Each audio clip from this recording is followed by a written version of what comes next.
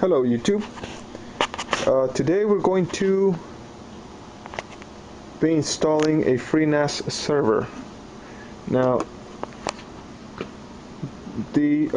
what we need is, the way I'm doing it, and normally you can only do it with a single hard drive. I'm using two 1 terabyte hard drives. I'm using one as the main storage, the other one as a mirror of the main storage, so in case one of them goes bad, I have an instant backup, and it just makes me feel better about having a backup of the office backup that this is going to.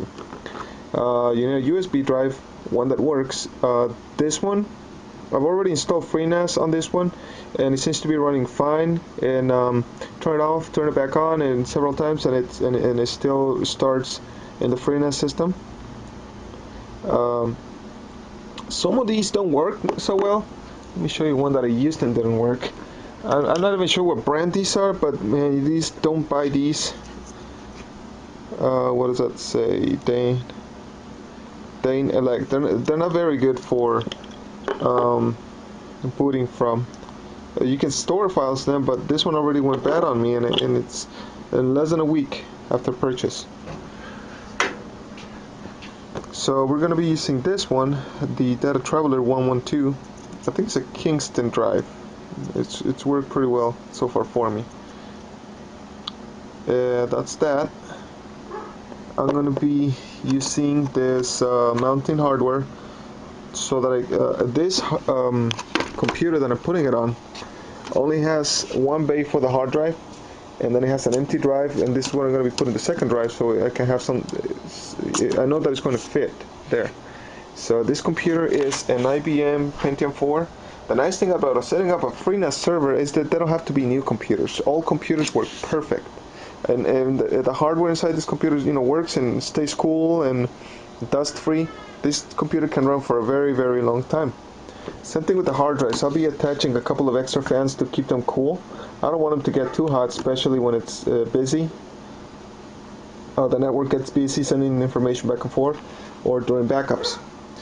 So I'll be recording the process along, and my next step here is to install hardware. So step number 1, I'm going to be opening these boxes and installing these brackets in one of them, and the one with the bracket will be going down here inside this empty part of the see if I can lift it up, right in this empty bay. I want to leave this for installation and access in case we need to do anything later. But the CD-ROM is going to go there. The USB drive I placed in this port back here, which is what's going to hold the operating system, Freenas version 8.1, I believe. And the new hard, I took out the old hard drive and saved it for backup. And the new hard drive will be going in here.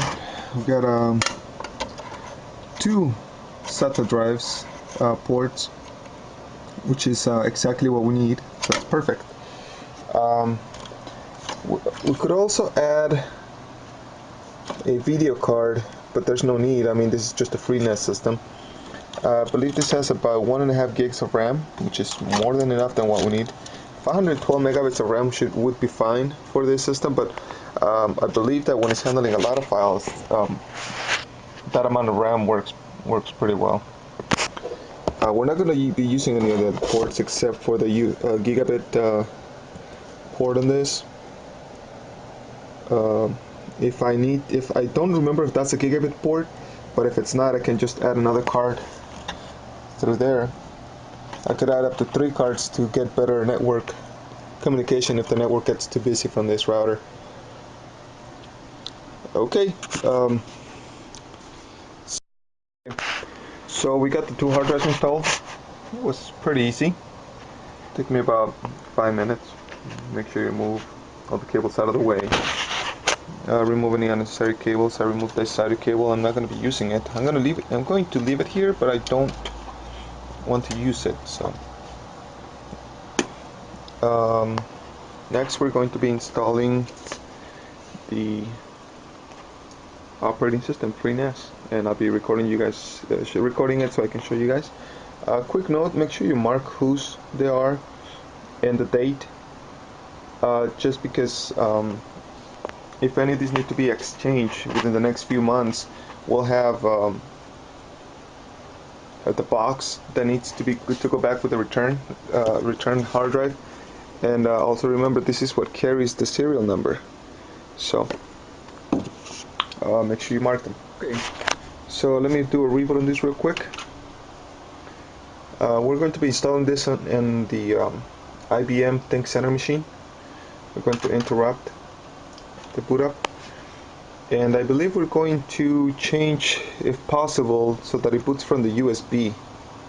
This is an older computer, but I believe it has the ability to boot from the USB, since it was supposed to be a workstation system. We're installing Freenas 8. I have this the Freenas 8 software, the installer, on a CD-ROM, and it's pretty small, so it fits on a CD-ROM. Let's go to setup. Let's move over to the boot section. Oh, make sure there's a setting that asks you if the plug-and-play system, if the plug-and-play operating system is it's installed, and we say no because we're not going to be using anything that's plug-and-play. Parallel ATA, yes. Native mode operation, we're going to use serial ATA because they're both ATA drives. Startup sequence. Instead of calling it the boot sequence, I call it the startup sequence. We're going to do removable. They don't have, let's see, hard disk 0. That's it. Primary and secondary should be the same. Error startup sequence. Start up the power post and error acquired. So I can't believe that is it. Let's see what the removable devices are.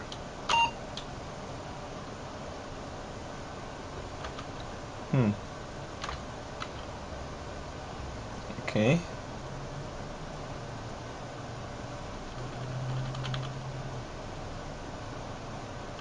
It's gonna be a bit tricky. Okay, just in case I'm not able to boot from the USB drive, I'll have to boot from a hard drive, so I'm gonna have to find another spot for a hard drive. We're going to probably be using one of these old hard drives. They're still good, but I can use like a 20 gig just to store the data if needed. We'll see. Alright, let me go ahead and finish setting this up, and I'll keep showing you as I'm installing. Okay, so I made a little mistake. I had placed the USB drive to be the first startup device, but that's okay. All that happened was that it was loading the previous operating system that I had on the previous NAS software. So what I'm doing right now, I went ahead and formatted the USB drive and put it back in its place. Now I'm running, and it's booting off the CD-ROM. There it goes. So what's going to happen here in a minute, there we go. It's going to welcome me and go to the next step. Load the software. This is okay, this is all good, this is what it's supposed to do, so don't get scared with so many letters. You don't have to read everything that goes by. But it gives you a good idea of what it's doing. It's doing all this checkup. It knows how many hard drives it has inside, and it's trying, there we go. It's trying to let me know what to do. We want to install. Well, we're selecting option 1. We're going to install to a flash device. Click OK. We're going to do it on the Kingston Data Traveler. Perfect. It says the installer will preserve your existing. You like to upgrade the installation? No. I don't want to upgrade it. It says installer for flash device, and warning, this will be some limitations. Proceed with installation. I want to erase all partitions. Yes, I do. It's a fresh installation, so that's what I want. So there it goes. It's a 6.8%. This takes about 2 minutes, 1 minute 30 seconds on this computer. If it was a faster computer, this would take 20 seconds. So this is running, like I said, a Pentium 4. I'll have to blow the dust out of this fans. I want it to last as long as possible, but this is the kind of dust that gets stuck, that gets all sticky and gets stuck in between the fans, and it stops them from working and it gets hot. So places like this office, this is a silkscreen shirts office, so they have a lot of stickiness in the air, a lot of glue with mixed with cotton fibers in the air. So a lot of this stuff simply goes into the fans and gets them all stuck, gunk. So we're going to fight here and make sure that it's working as the best possible. Okay, there we go. Oh no, it's still running. It's still not 1 minute 30 seconds. 1 minute 30 seconds ago. So we'll let this run through all the way and see what happens. Okay, so Freenas has been successfully installed on the USB drive. I'm about to reboot. And reboot system. So now I'm going to make sure I take out the CD-ROM. I don't want to boot from it again because if I leave it there, it's going to boot from it. So just gotta wait for this. There we go. Remove the CD-ROM, which is peeling at its maximum. Thank you. Alrighty, now let's see what happens. Now there's going to be very little done on this end. Most of it I'm going to be doing from that computer over there, because I need to tell it what. Oh, repeat boot sequence. I guess this system's not smart enough to know where to boot from. Let's fix that in a second. Turns out that the USB drive booting from this computer was not a good idea, and it's okay because this is an old computer, so sometimes old computers don't really work so well with USB drives. So what I'm doing, I'm installing a 40 gig hard drive.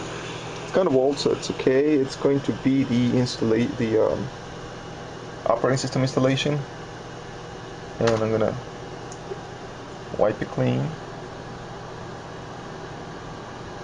Make sure that when you're doing this, it's a drive you're not going to be using, or it doesn't have any important data on it.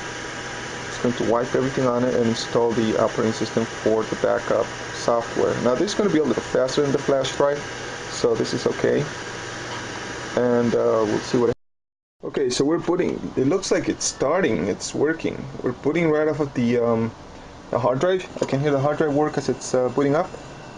I have to find space for that hard drive. There's going to be 3 hard drives on this thing. Draining a little more energy than I thought, but you know, this is going to work. This is booting right into the Freenas operating system. My battery on this camera is about to go out, so I have to charge them up down up to 15%. So I just want to show you how. Okay, looks like I'm getting an IP address of 192.168.1.247 here. If I take it to the office, it's going to get a different IP address. There it goes. Okay, because they have a different router. So make note of that IP address. That IP address will stay static for this machine. Make sure that you go into the router and make it a static IP address. It doesn't change. So that's my setting right there, 192.168.1.247. Ooh, one thing I need to do with this machine. No, it's okay. It has a different name. I'll have to name it Freenas or something. Okay, let's open up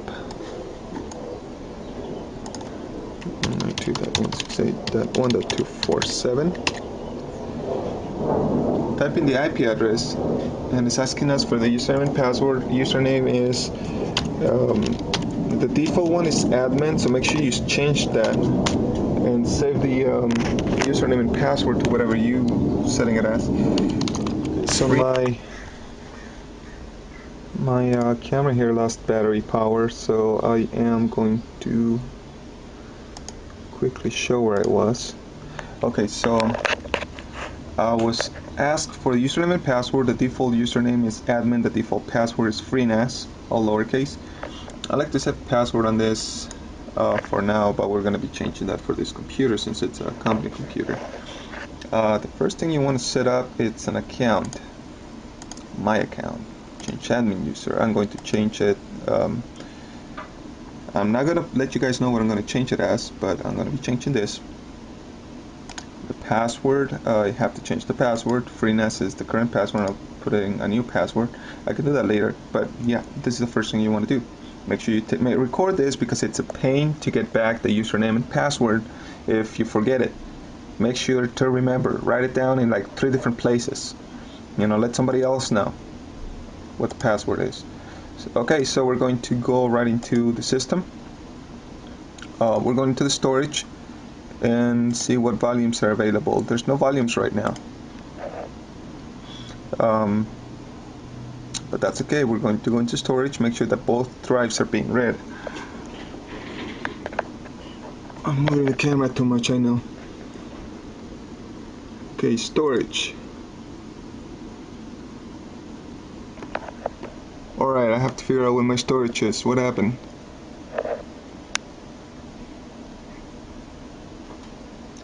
Okay. Create volume, import volume. Alright, we need to create a volume. And we're going to call it Office Backup.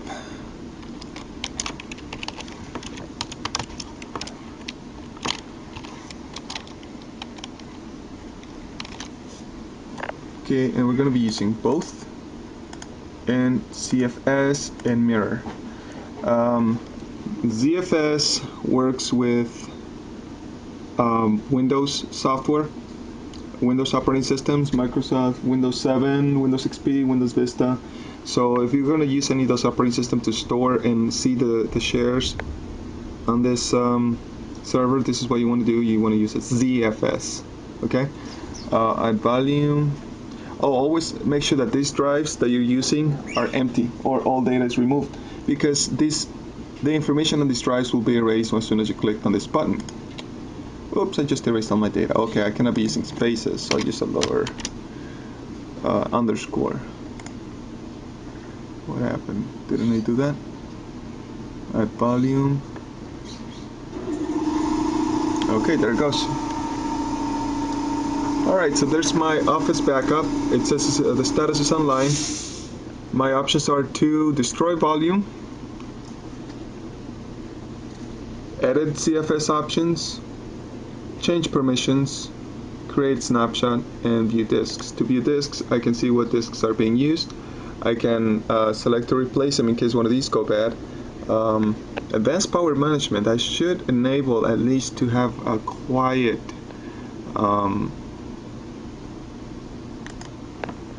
make it quiet. Acoustic labeled medium. Let's go with medium. Yes. Same thing with this one. Let's go with medium. Always on. Acoustic level. Medium. Okay. Yeah, we don't want to make too much noise on these drives. It's bad enough. There's going to be other things that make noise in that room. We will now set up permissions. Let me make sure that CFS options are on. Well, there's really nothing to do here, so we'll cancel.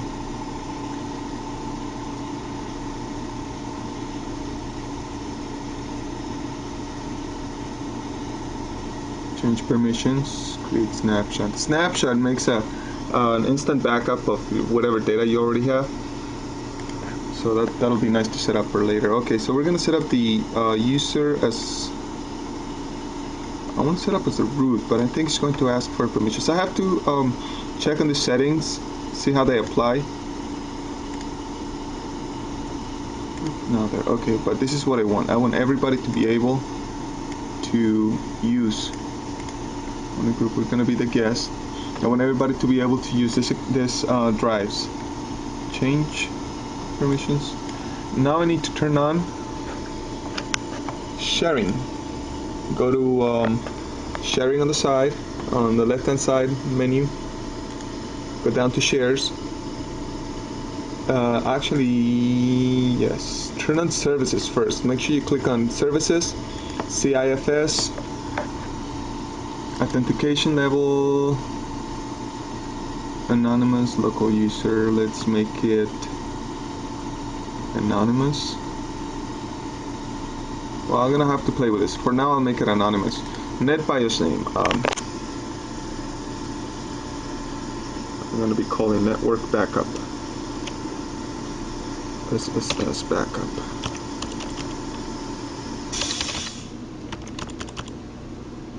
Underscore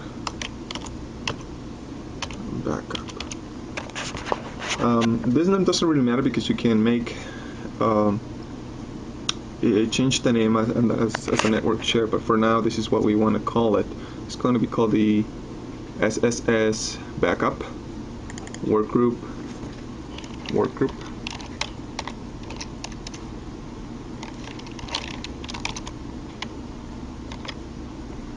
Description is the Freenas server. Well, file server. Sometimes I imagine somebody else is going to be working on this in the future, so I don't want them to be confused by what they're looking at unless they know what I'm doing, and then it'll be okay. Guest account, let's leave that alone, see what happens. Allow guest accounts. Okay, this might not work right off the bat, but I'll be playing around with the settings and show you what settings do work for me.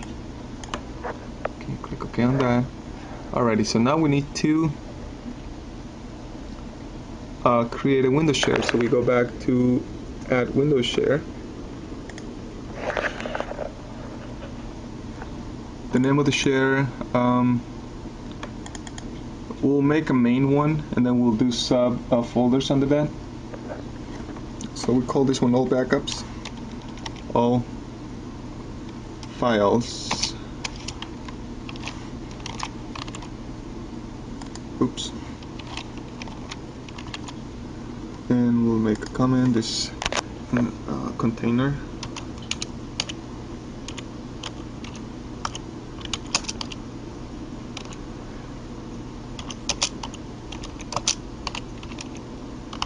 For all files already. And path of its backup, we'll do the only one that we have right now. Export browsable clients, inherit permissions, export recycling bench, show hidden files, guest account is root. I like guest access, yes. Okay, so we're set, it looks like. Alright, and oh, I don't remember, did we turn on CIFS? We did.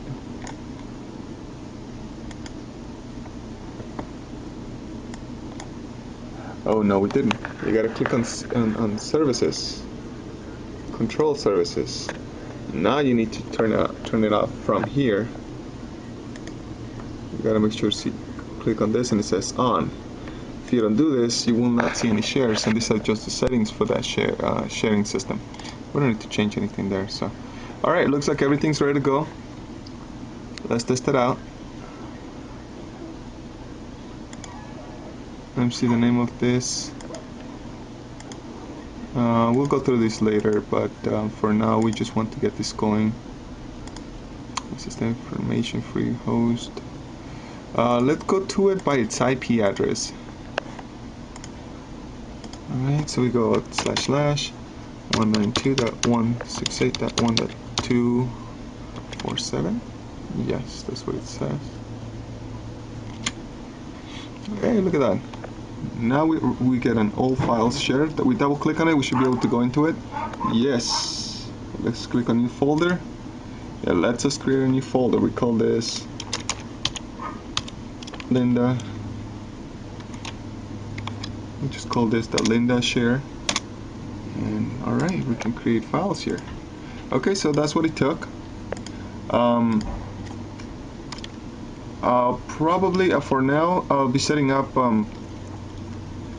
just regular permissions. Is this just going to serve files, and eventually I have to change this setting so that it individually gives username and password permissions to each one. Okay, alrighty. If you have any questions, comments, click on the bottom, share, favorite. Let me know how I can improve on these videos. I'm gonna get a better video camera for this, but for now this is what I got. Alright, thank you guys.